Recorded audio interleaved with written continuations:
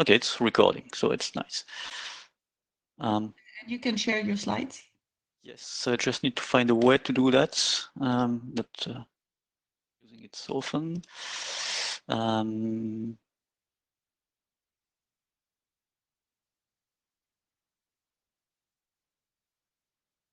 Partager du contenu.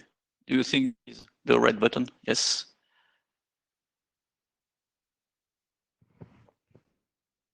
Okay, seems to be Again, this. everyone, we're starting. And as soon as the slides come in. Okay, here we go. Okay. So this is full. I guess I have no feedback, so just tell me. No, we don't. Yeah, we don't see. You should. Well, that's actually okay. But there's a button to. If you were going into your own presentation mode instead of this, it would be. Okay, I can do that.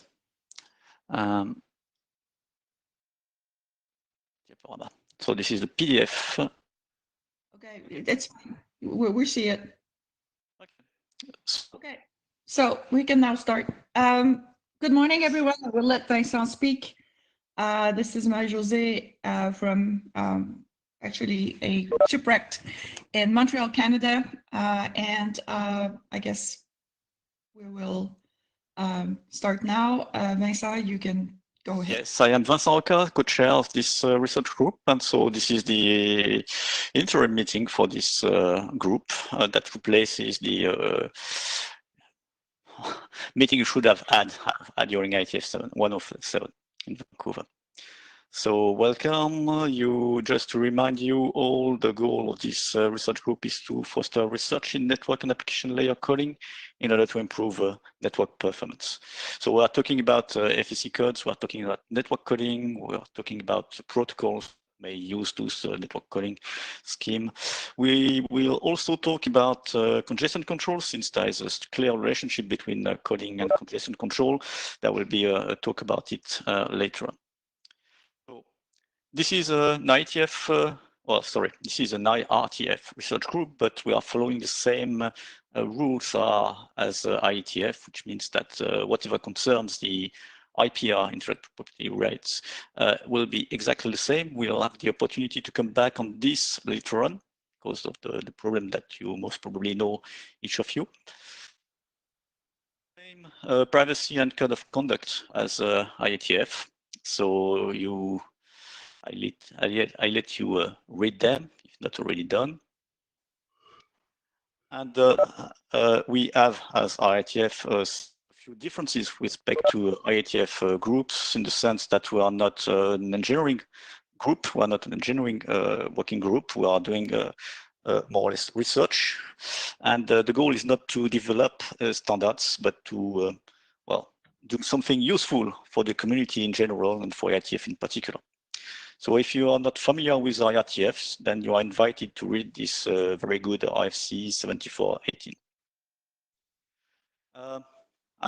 We always put some useful links in this slide. So if ever you want to access the GitHub repository, we have the link. Whatever will be presented today afternoon is already on the GitHub repository. It's also officially uploaded to the IETF page.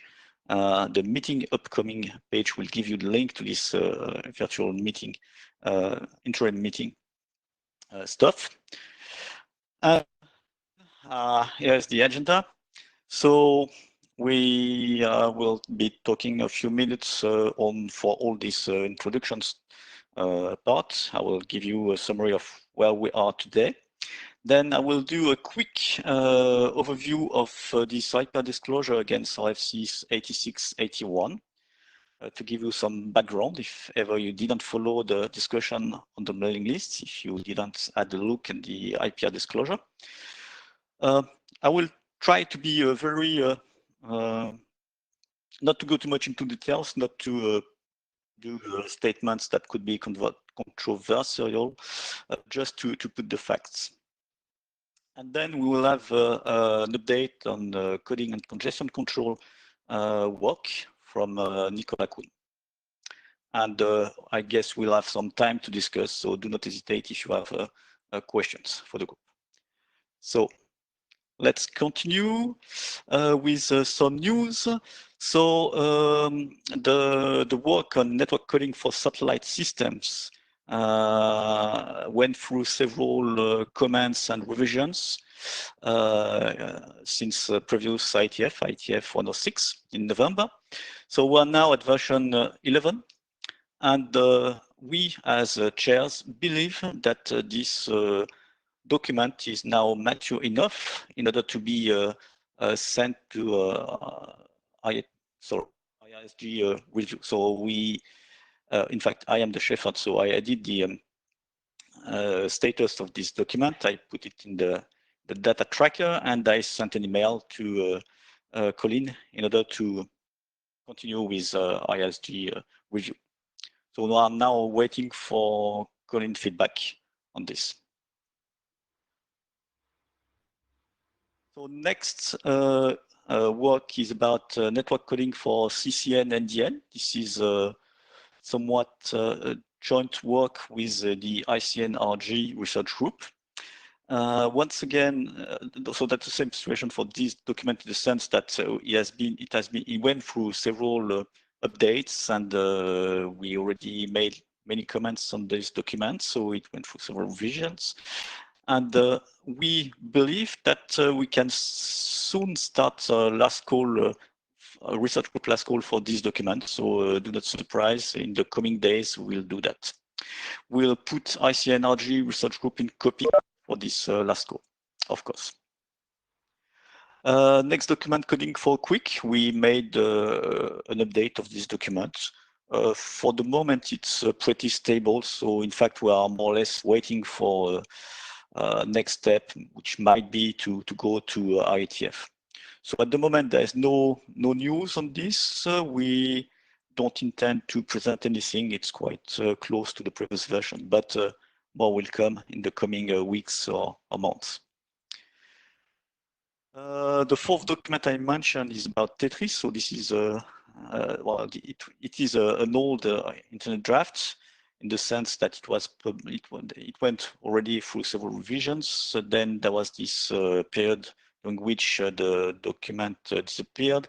So Emmanuel Lochin sent a new version of this document. So it's something that at some point of time, I guess, will be we'll ask the question to the group whether this document would make sense to have it as a research group item. So this is something that might happen in the coming weeks or months as well. So next slide, number 9. And finally, so we have this BATS coding scheme for multi-hop data transport document from China University. The situation is quite clear for this one. So there is some IPR behind this work. So Raymond Young always made it clear whenever he presented updates on this work that there were some patents behind the work. So it's not a surprise for us. So now the University of China made an official IPR disclosure for this. So you can have a look at it, no problem. So we made comments to version 02. In fact, I made comments. I think it's in pretty good shape.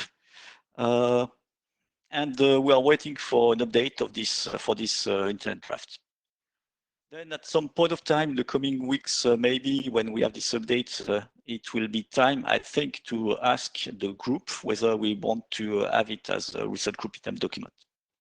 So I invite you all to read this document, and why not send feedback to authors, to the lists. And if you have an opinion on whether you want to have it research group item document, please keep it in mind. We will ask officially in the coming weeks the question to the group. Hi, Vincent. Yes, please. If you go back a couple of slides. Yes. No, not that far. I guess. Next one. Yeah, possibly that one. I can't remember. So just a quick comment. I didn't get to the mute button quick enough. So I do have the network coding for satellite systems draft on my list of things to look at. So that will be I'll be getting some feedback to you on that hopefully reasonably soon. Looking at the coding for Quick draft, if I remember right, there are 2 drafts there. Is that right? Are they both planning to continue, or are they going to merge eventually?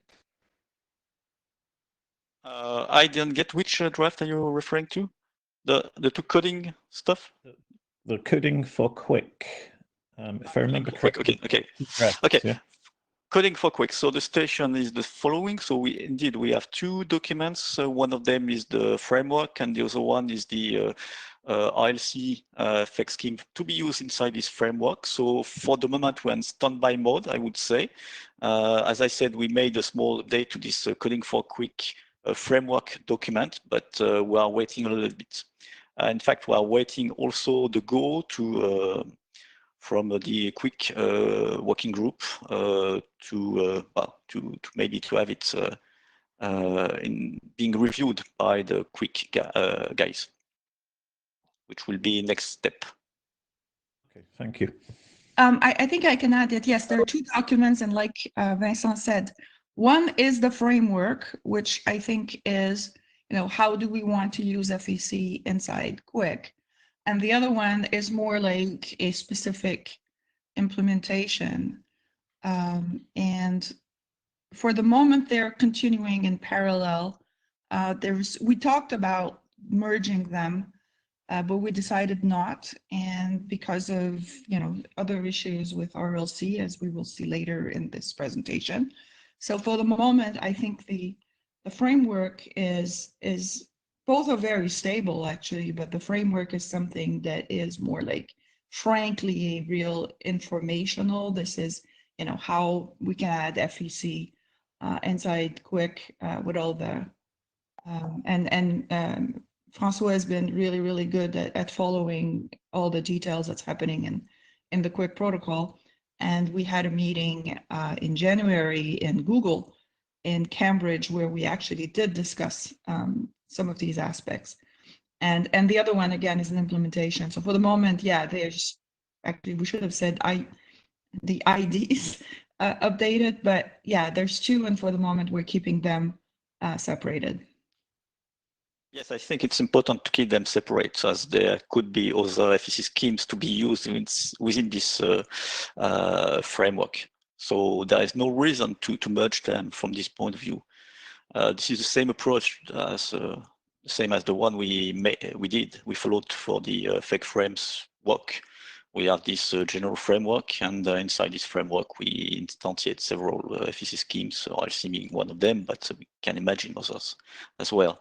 Reed Solomon, for instance, or even something simpler. Okay, that makes sense. And as you say, it might make sense to have either a Reed Solomon code or maybe even a simple parity code as well. Yeah, exactly. We haven't. Well, actually, I know that historically, when the first Quick came out, there was a very simple XOR, and it was taken out because XORs are not very useful. But the idea, yeah, and the way we designed the protocol, and Francois, you can interrupt me anytime, was that we have this ID inside the FEC that there is this idea that the code could be chosen when we start negotiating the Quick session, so that there's no limitation and there's no enforcement of the type of coding that we're putting. And I think, yeah, again, Francois was in Boston in January, so we had a lot of time to discuss, and we mentioned the idea of trying other codes, the MIT code, Tetris, XORs, or a simple parity code, a Reed Solomon. And I think part of we're a research group, and part of the research could be, while we have a framework that is acceptable to the IETF, that we continue the research to find the performance of these different schemes inside this group. So I think it's, thank you, Francois. So that again, it's the FEC frame. We have a framework. We know that we can use and we should use FEC for quick. And then we will have a number of different implementations, some of them open source, some of them protected by IPR, that could be that could be used inside the framework. Sure, this makes sense. Thank you. Welcome.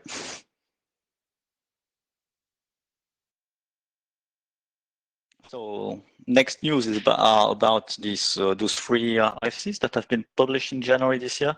One of them about fake frame extension to sliding window codes, and the next one about this ILC fake scheme we already mentioned, and the third one about this TNMT32 pseudo random number generator that is being used inside ILC, and that could also be used independently for other protocols. So all of them have been published. They were more or less finalized end of November last year, but there were some tooling issues within IFC editor, and IFC editor didn't manage to get them out before January. So that's the reason. And we received an IPR disclosure, as we already mentioned, for the second one, this IFC 8681 about ILC. We'll talk about it later on. We are planning to hold a meeting at Madrid in July, but okay, let's cross fingers. Colin, I have a question for you, Colin. As the IAB and the IETF leadership and you as IRTF leadership have discussed about what's going to happen to Madrid, and maybe if we are going to have it virtual, maybe have it a little bit less chaotic than what happened to Vancouver when the decision was made really late and everybody scrambled, and that if it is going to be held virtually, that we could start planning a bit more this time? It's a question. Sure. We've already started having meetings to plan this, and there should be an announcement, I would expect later this week, what the process is going to be to make that decision. Okay, because yeah, I think I think we saw the advantages and the disadvantages of the remote, but I think since the decision was made late, I think it left a bit everybody scrambling. So yeah, in a way, thank you. If it's, I was sure people were thinking about it, but I can't announce the date as yet, but the decision will be made considerably earlier than it was before. Okay, thank you so much.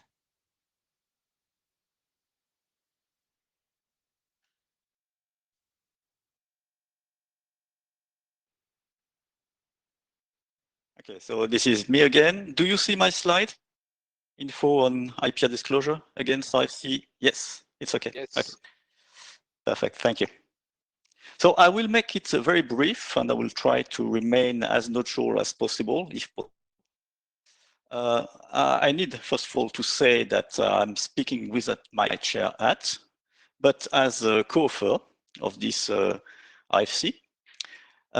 Just to remind you, sorry, we received for this IFC 8681 two disclosures. The first one, we received it on December the 3rd last year. It was about 4 patents, and we received another IPR disclosure quite recently, last week on March 26th, and this one with Marie-Josée as co-inventor. So it was a bit unusual and not very cool situation for her. She made the statement on the mailing list. You can have a look at it if you. I don't want to go into details too much. This is the situation. Also want to remind you the history for this work. So this is something that began in 2015 in our NWCRG research group. At that time, it was a problem position document about, well, should we extend fake frame to add also the ability to use sliding window codes or not, and why, and what are the pros, the cons, and so, etc. And what could we do? So it was the initial work, and then in 2007 we decided to move to the TSVWG transport working group of IETF.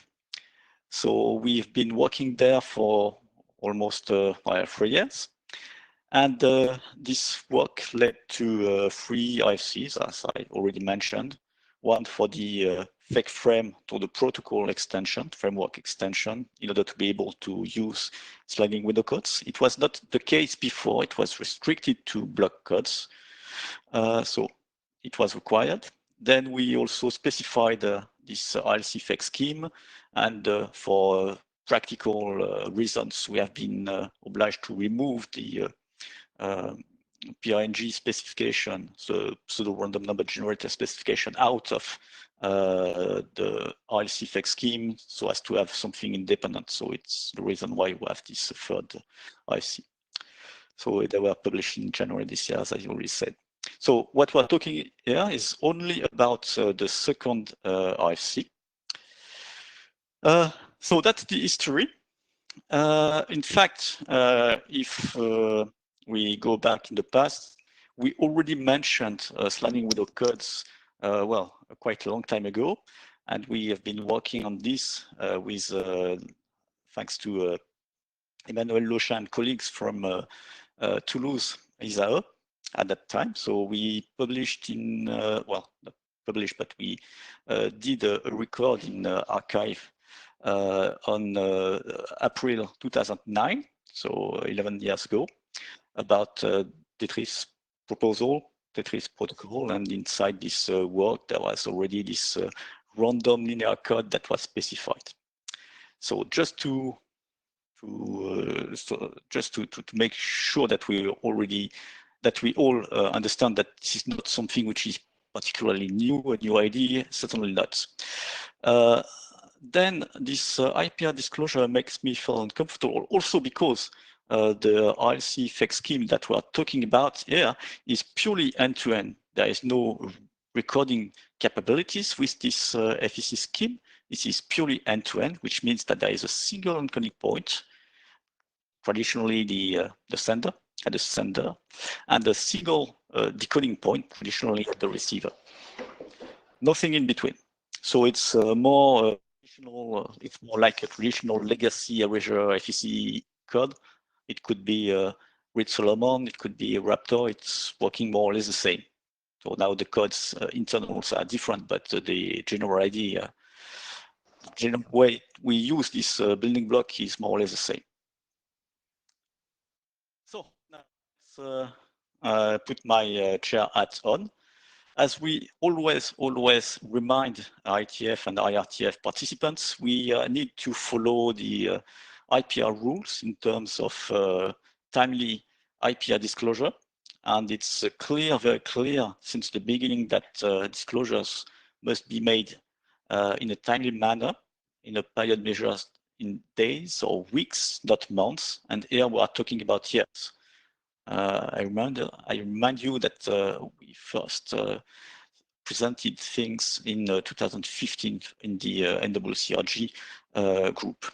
And Coden, who made those 2 IPR disclosures, was there since the beginning of NWCRG. So there's no ambiguity with respect to this requirement to do timely disclosures, and the fact that Coden participants, Coden persons, were aware of this requirement. So that's all I would like to say at the moment. Maybe Marie-Jo, you want to add something on your side? Yeah, I think it from at least one person who was sending emails Saturday, it wasn't clear that I was not working for MIT anymore. And Codon, for those of you who don't know them, or what they call a patent exploitation company. Their business is to license patents and then try to sell, on their other hand, licenses the company who wants to use this IPR. Yes, I worked 5 years at MIT, and while I was there, there were a number of patents that were issued with me. And the patent that was disclosed was a surprise for me because as far as I'm concerned, the work in that patent was not related to RLC at all. I could see actually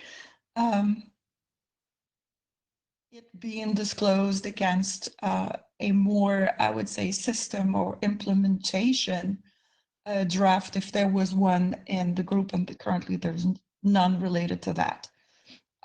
It made me extremely uncomfortable because I look at the intellectual property disclosures again as a timely matter, and I've been aware of the work in RLC obviously from the beginning, so it made it sound that I was partial to the RLC development against my duty as an inventor to also respect the patent. That's why I made the decision that I sent the email to the group. I still do not think that the patent is related to the RLC world, the RLC work. Probably the patent owners disagree with me, but that's fine. However, I think it made me recognize that there was an issue about the patent disclosure when, again, the patent have now been are not been used by somebody where somebody or a company where the patent inventor is not working there anymore. And I'm sure I'm not the only one. There's an awful lot of people in the IETF and the IRTF who have moved on from a job in Cisco or a job in the old days, Motorola, who is now owned by Google. And we have tons of patents. Like I think I have 11 inside Motorola. I have some at Nokia from way back when. That frankly, when you leave, you kind of forget about them. It's nice for your CV to have patents, but I now recognize that these patents, since now they're administered by a third party, can become an issue, I think, especially for us, the chairs, when people do disclosures. And again, I think what it made me also recognize against the timeliness. I think I looked back to a lot of the blue sheets that we had for a few years behind, and all the work related to RLC was presented at a large number of, I think, the meetings while the work was being developed and even when the RFC was issued, but truly while the work was being done from the beginning. And I think if somebody had an issue there, that there was issues of compliance against the patent, there was ample time, timely time to do that. And again, I didn't do it because I didn't feel it was related. So I don't think I have an issue with my own implication in this, but I think the untimeliness of the disclosure, especially the March 26th, again, made it sound like I had not done my duty, and that's what I felt was an issue. I think let's move on. It's not necessary to dwell on this for ages, but I think I don't see any representative either of MIT or Codon on the call right now, but since we're recording, they can actually have access to this. I think it creates this need for reminding the timeliness, and maybe also for everybody who makes a disclosure on a patent where they are not the inventor. Maybe professional courtesy could apply to at least warn the people. especially when it creates a semblance of conflict of interest, to at least warn the people, by the way, I think your patent applies to this and that, and we intend to disclose it.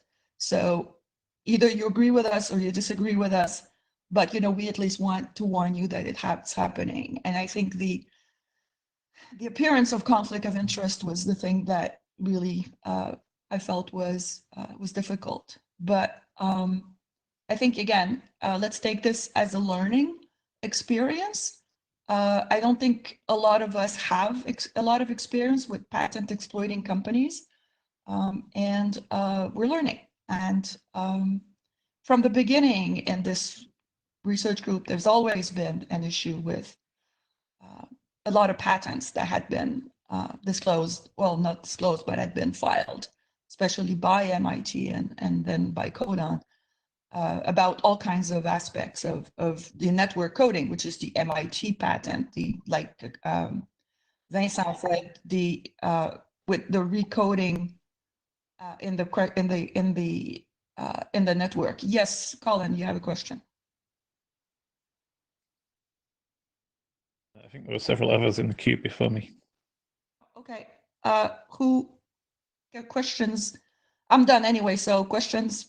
Who is in the queue? I think I went into the queue first. I would. Hi, Kirsten. Hi.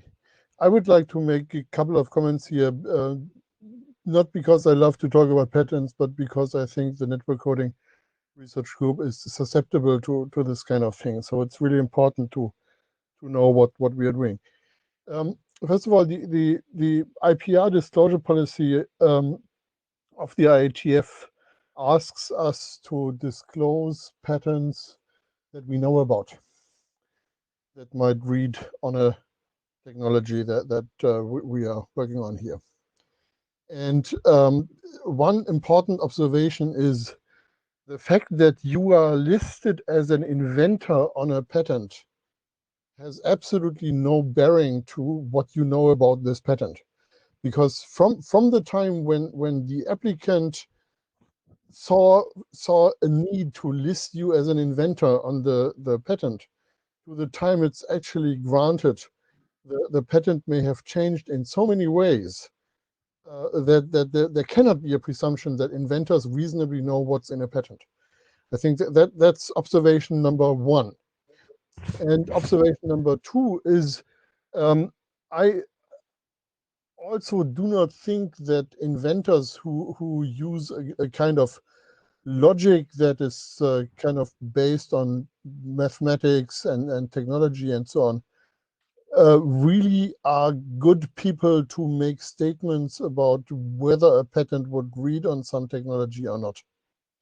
And because saying something about this exposes you to some legal situations you may not want to be in, it's generally not a great idea to make statements like patent X does not read on this technology, because in the end you might find yourself in a situation where you are liable because some court somewhere has a different interpretation of the words in the patent than a technologist might have.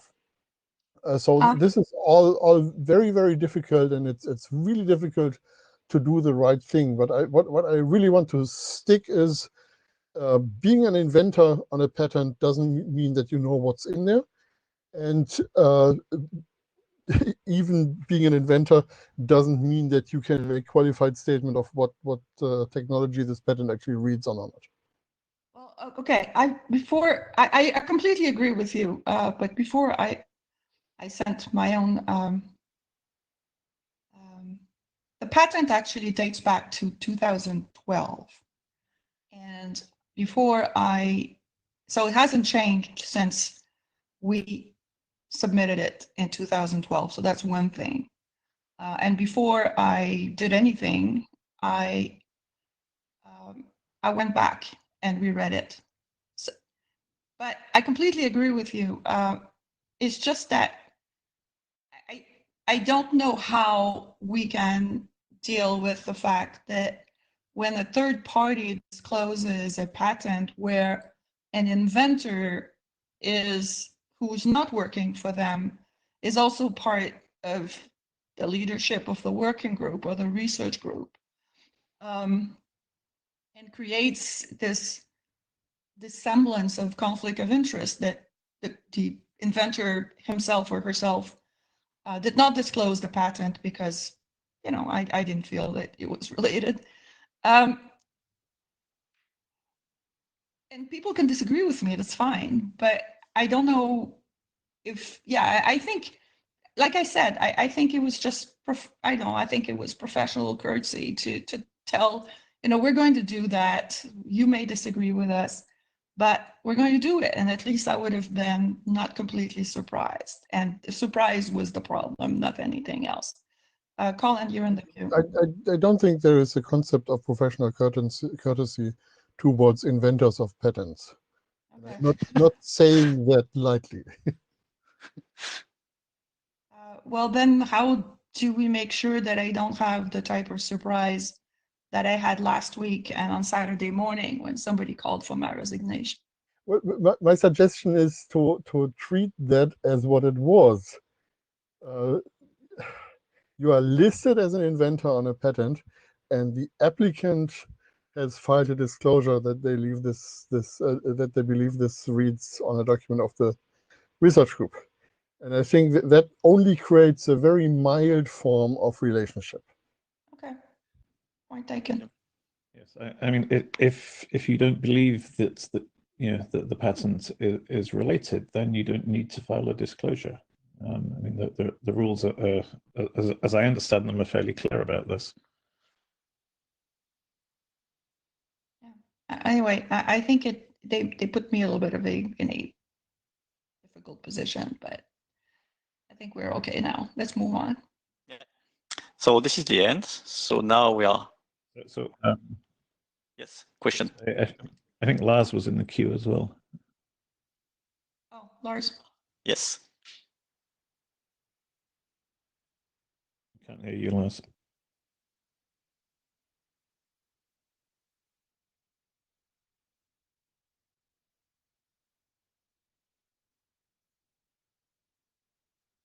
We can't hear you, Lars.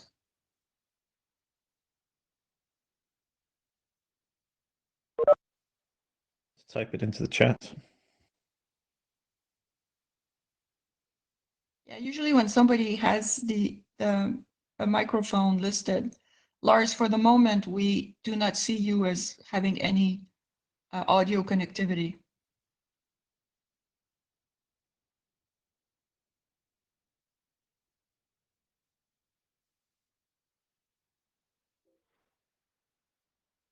Well, actually, I see him as having audio. And he's unmuted. Now he's muted again. Oh, okay, Lars, you're muted now, so unmute yourself and you should be fine. Okay.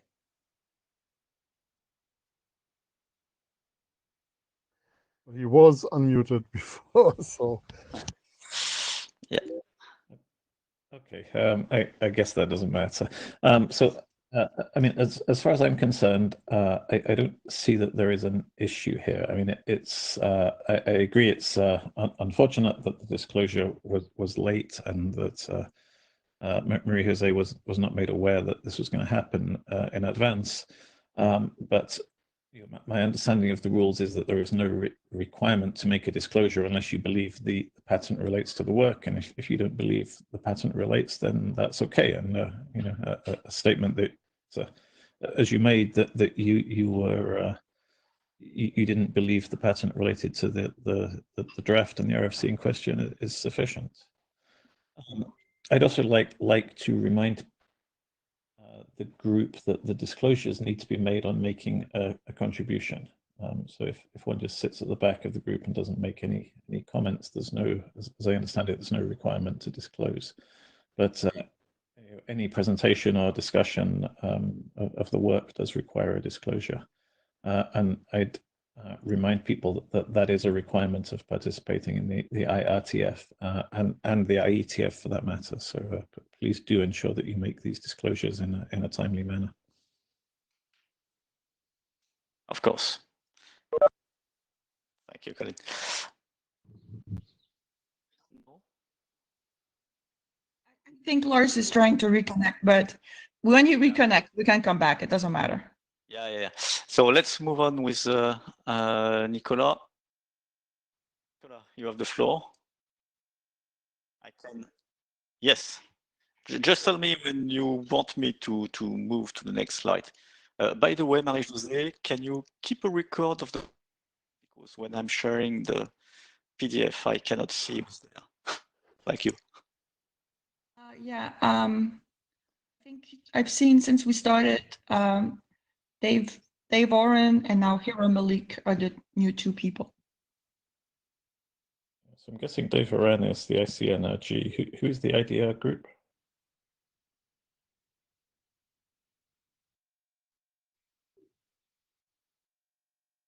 It seems like it automatically logged me in if you have an account for your working with or research group. So sorry, this is, yeah, it's Dave. I don't know whether there's a way to log in without doing that. Sorry. It seems to catch someone out in every call I'm on. So confirming, and thanks, Susan, for confirming. Okay, thank you. Nicolas? Okay, so hello everyone. So this is a quick update on the coding and congestion control in transport document.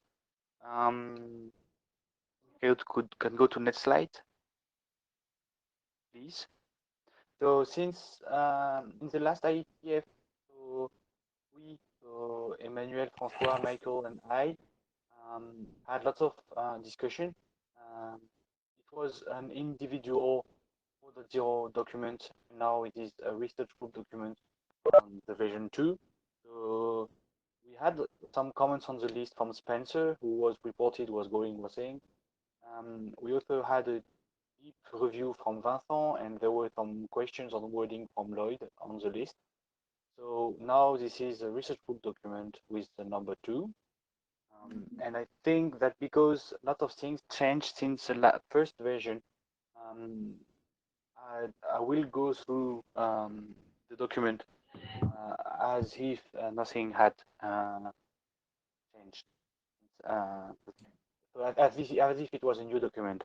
So basically, what we say in the introduction is that fake coding is a reliable mechanism, and we have to distinguish and separate losses from. So this mechanism, the fake coding mechanism, has to be separated from the loss detection of the congestion controls.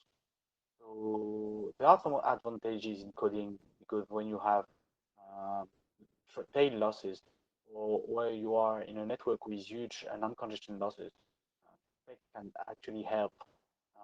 But the main drawback we see here is coding could really hide congestion signals. So this could lead to unfair comparison of fake coding mechanisms and points that do not consider congestion signals in the capacity and reduction. So not really fair. So this memo is an attempt to discuss how fake coding and congestion control exist. So we list how they can coexist. So, and the main objective here is to encourage the research community to also consider congestion control aspects when proposing and comparing fake solution. We see too many people showing, look how great my fake mechanism is, but really comparing with something that is just respecting fairness. So we were thinking there was something to be done here. I may not have time to go through all the details here, but because I was not sure that my audio would actually work, so I made a very wordy slide. So the figures on the right are the ones that you can find in the document at the moment. The main point I want to make is that basically we have two different channels. One, the FEC, the congestion control channel, carries packets and has some requirements, and it reports a sending rate, sends out packets, and collects information from the network. The FEC channel, on the other hand, has source packets, a coding rate, and sends source and/or repair packets. We presented that as separated, but it's worth pointing out that they can be within the same transport, within the same layer. So when we discussed that among ourselves, we thought it was a good approach to actually separate the discussion whether the FEC is applied above or in or below transport. So next slide, please. So now I will go through the different solutions we have in the document at the moment, which are FEC above transport, FEC within transport, and FEC below transport. So for the FEC above transport, the big advantage here is basically, so the situation is described on the right, and for each case that would be the case. I have a figure on the right showing what is going on. Basically, we have a FEC layer that has source packets as an input and has some way to measure losses or repair packets on the other from the other endpoint, and it has some way to know coding rate that is also applied. And based on that, it's just sending source and or repair packets to the transport layer. And the transport layer takes network information and as an input and sends out source and or repair packet. So the good thing here in this solution is that we just don't have congestion in a congested network. However, if we have a congestion control that is reliable, there may be cases where there may be bad interactions between the FEC and the transport. So in these cases, having a fully reliable data transfer is not really relevant. So UDP is a good example of a protocol that could be relevant in this approach for the transport layer. We go to the next slide. We have FEC within transport. The good thing here is that when you do that, you can actually have an optimization between both channels. So you may be able to send a repair packet that do not have congestion to congested network, but you could send redundant packets, repair packet, for example, when you have space in your sending window, but no actual data to send. There are lots of smart things that could be done here. And also, so that one, there are lots of advantages in this solution. However, when you do that, you may not have lots of gains as opposed to classical retransmission mechanisms. You may end up sending repair packets when you actually have limited bandwidth available. And so in this case, coding ratio needs to be carefully designed, not to grab useless manner bandwidth, but also provide good end-to-end performance. And the last case we have in the current version of the document is on the next slide. So this is FEC below the transport, where basically you have a transport layer that is sending source packets, and underneath we have an FEC channel. The good thing with that case is that basically we can have very good performances when you have a lot of persistent transmission losses. However, the problem here is that you may just end up adding congestion to a congestion network. So we have to be very careful on the coding ratio we apply here. So that is all we have at the moment in this version. So next slide, please. For the moment, so if there are any questions, I will try to do my best now, and we would improve this document by Madrid, hopefully. We welcome comments on the list, on the GitHub, anywhere. If you want to reach us and have a chat with us with what is not clear at the moment, we are available. One thing is that the current version of the document is very generic. The main point is provide the research community a framework when they can, so that they can actually explain. Actually, I have a question. Yes.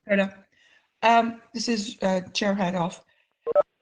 The issue of congestion control and FEC has been there since the beginning of people doing FEC and network coding. So I think this is very important work. Do you guys intend to suggest a preferred approach or just to do a review?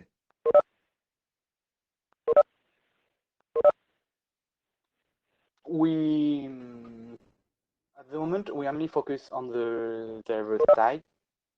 I think what we need to do now next is to add the client point of view, and a recommendation we want to do maybe is to say that everything needs to be decided on the server, and the client must repair, advise all that has been repaired to the server. So that is one of the recommendations we may want to do. Apart from that, that's if we do recommendation is let's try to be fair. I think we want to end up with more strong opinions that just describing advantages and drawbacks. We started with something very strong in terms of what we maybe I can complete, Nicolas. I think we cannot pretend now that we are going to build a recommendation, Marie-Josée. But it's more a research work. We try to figure out what is the best approach. I think the document is not mature enough to be strong and to be sure of the best recommendation. So as I meant eventually. Not now. Yeah, eventually, yeah. Okay. And this is again now a question with my chair hat on. This could be also something that we could do in collaboration with ICCRG. Have you guys any intentions also contacting Jana or the people of ICCRG about this? We got Michael with us. I think he's a good guy to help us, but Michael.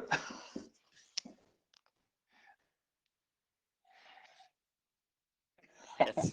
Okay, so in my opinion, the relationship between FEC and congestion control is not as interesting as people may have thought in the past.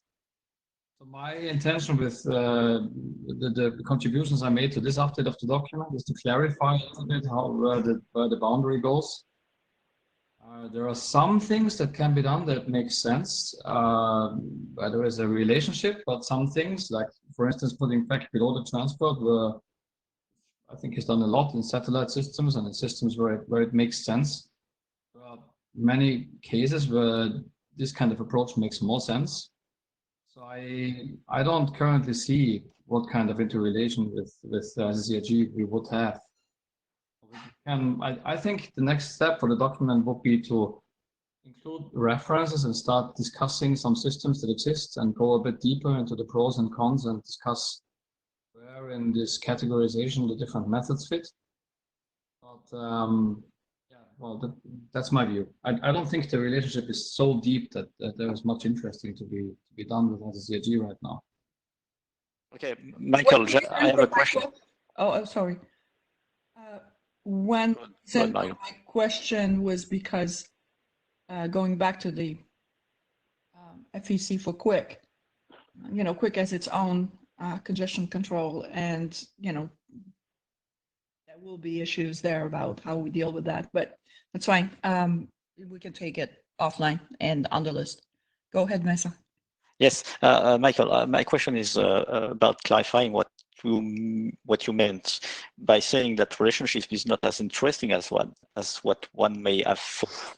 Do you mean that it's so finally easy to fix, to find a good compromise, a good relationship? Is it a simple problem or what? I have problems understanding really what you mean. No, I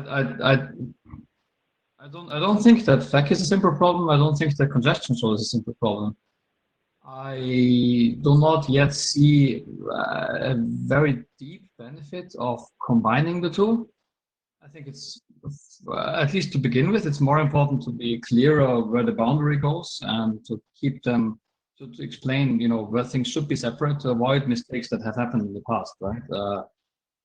Like fixing a problem that tricks congestion control into believing that a packet was not lost and then misunderstanding things.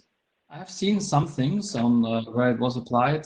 There was some work, and I must admit I haven't really followed the recent quick things, but I remember there was some work at some point from Google where they applied it only to repair losses on the during the recovery phase.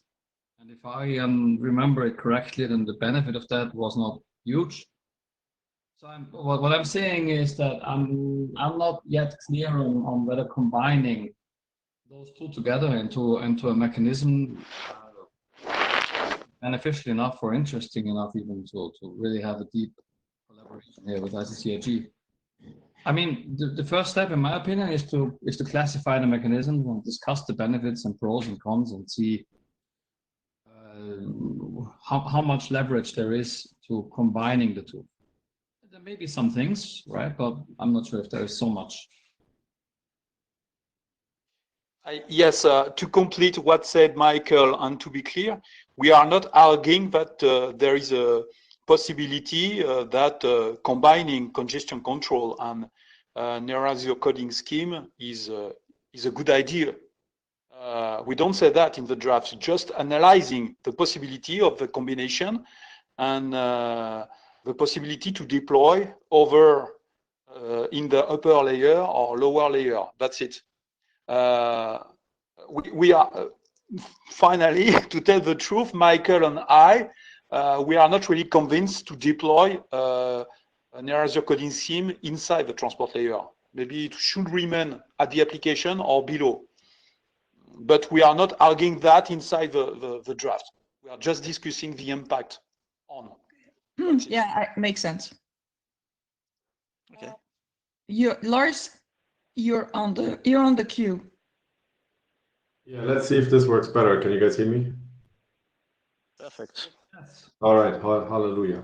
All right, so I might be naive and I haven't looked at this in a long time, right? But I don't quite see how the two are related, right? So I can understand that you want to use FEC or something else to repair from losses faster than a retransmission would allow you to, right? So that is pretty clear.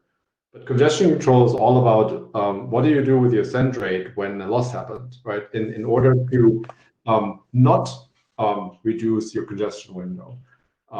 If you detect a loss, you kind of need to know whether the loss was congestion-based or not, and we don't, right?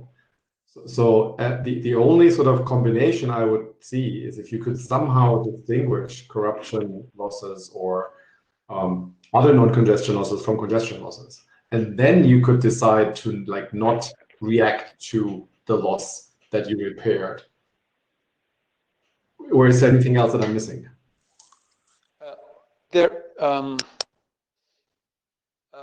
Maybe we are not talking about collaboration. We are between the congestion control and the NWCRG coding. We are talking about our interaction in terms of the cross-layer mechanism. We are talking about conjointly using both and to see what is the impact on one to the other. So it means that, for instance, what is the impact of deploying NWCRG coding tunnel, so that the IP layer, when you are using a congestion control transport protocol? We are not saying that there is cross-layer to do or something like that. We are just what I'm saying is, so let's assume you're putting FEC at the IP layer, right? And so yeah, if there's a packet that gets lost, you repair it, and that loss is therefore not apparent to the transport, and the transport congestion controller doesn't reduce C-wind. Exactly. Right? That is only a good idea if that loss was not due to congestion. Because if it was due to congestion, you wouldn't want to reduce C-wind. That's what I'm getting at. We've had this discussion over decades, and we don't know what the answer is. No, that's right. We definitely agree. That's what we want to point out. That's it.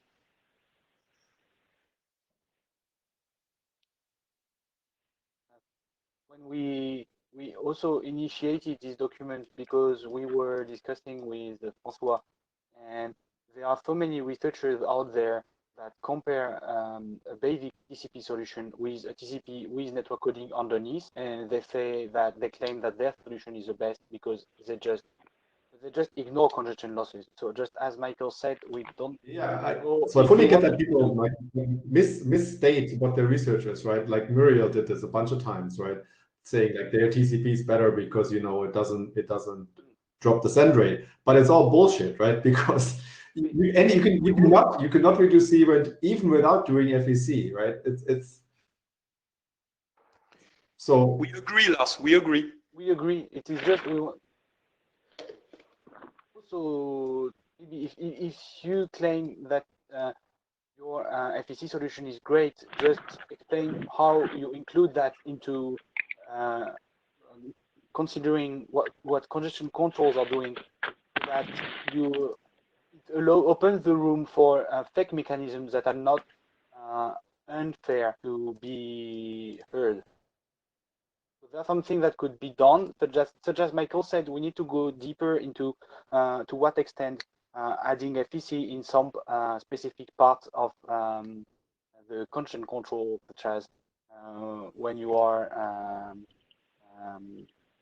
recovering lost packets, or when you are,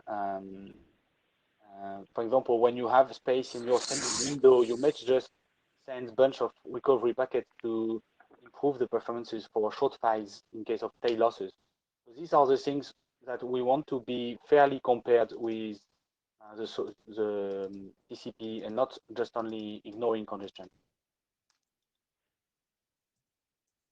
I don't know if that was clear. I made a request to jump ahead to answer Lars, because Lars was asking whether there is something else in terms of a relationship between congestion control and FAC, rather than this basically the stupid thing of misinterpreting loss. And what I said is that it's not much, I believe, but some things do exist. I think that the measurements that congestion control carries out can be useful feedback for a FAC scheme. Like for instance, if you figure out that you have short loss, you imagine you have short flows, and you repeatedly have tail losses, and it always gives you an RTO at the end. And for example, you could decide to add FAC at the end of the tail to compensate for that loss happening.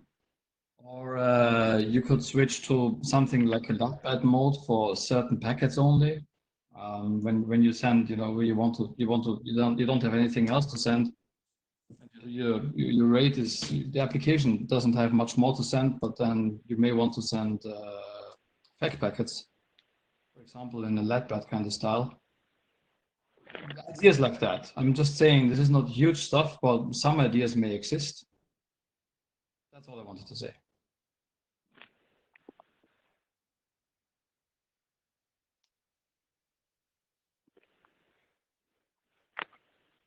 Okay. Is there any additional question, comments? There are several people in the queue, but I don't know what's the order anymore. I don't see the queue, so please, Marie-Jo. Yeah, you don't see the queue. There was Spencer, but I think Spencer, you said you're fine to Q1. François, you had a comment. Yes, so I just wanted to first say that I agree that in the sense that it's unclear whether combining the two approaches would help much, but what we try to push here is more that we don't want to have interferences. Like, we don't necessarily want to combine, but we want the two mechanisms to not interfere with each other's and not hide the losses. Like, if you have quick, you can have a delay-based congestion control or loss-based congestion control, but whatever the type of congestion control it is, FEC should not have any interference. So if you have a loss and you recover it, that doesn't change the fact that you had a loss. So you don't have to hide the fact that you have a loss, and you have the quick loss detection mechanisms that detects the loss and then you can recover it or not. It doesn't change anything. The congestion control will adapt itself. But yeah, maybe the packet has been recovered, but it doesn't change the fact that the packet has been lost. And sometimes you can also recover packets without having any loss. If you have some reordering, then you may recover a packet, and then you will finally receive it normally. So you will not notice a loss, because the loss detection mechanism will like see that there was a reordering, and then that's fine. But I mean, we just want to like separate the two mechanisms, so not necessarily combine themselves, but make them separate and not interfere with each other. That's just what I wanted to say. Oops, I put my video. Also in the list there was Colin. Do you still have a question? I didn't have a question. I was just going to follow up a little bit on Lars and Michael. I think some of the other areas where the combination of congestion control and coding might be relevant. If we have enough ECN deployment, then it perhaps becomes possible to distinguish between congestive and non-congestive losses, which could change whether this is interesting in some cases. And I think even without that, there's potentially something interesting to be said about using congestion control signals to change the balance between coding data and original data. I don't know how much depth there is here, but I think that there's not nothing in the relationship.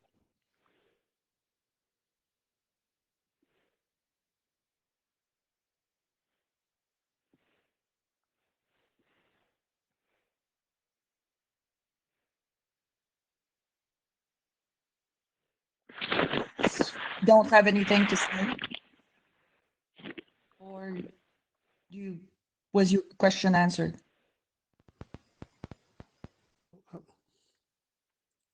I'm sorry, who were you talking to? Sir, I'm talking to you. You were on the queue. Yes, right. So I dropped out and then dropped back in. I just wanted to say that I think that Michael's point about the classification work and categorization work here was really important, no matter where this goes, because we kept, the only reason we didn't have people trying to do this again in the IETF at 107 was because we canceled most of the meetings where that would have happened. But I mean, the stuff keeps coming back up. So I think that this is, I think that the categorization work is really important for both the IETF and the IRTF. Thank you. Thank you. I don't think there's anybody else in the list. If there is other questions, can somebody raise their hands or just, drop in? Okay. So I guess we're getting 8 minutes over time that we were supposed to do, but I'm okay with that. So if people have other things to attend, please do. This thing will not shut down anyway. So I guess we're at the conclusion now. Vincent, do you have a slide for the conclusion, or you want to conclude, or you let me conclude?